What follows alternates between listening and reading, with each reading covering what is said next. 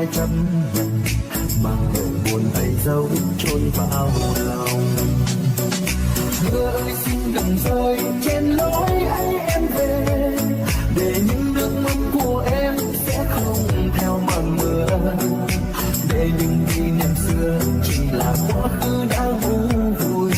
Khi mình thức giấc em sẽ quên đi những niềm đau, riêng con tim của anh sẽ mãi nhớ về người.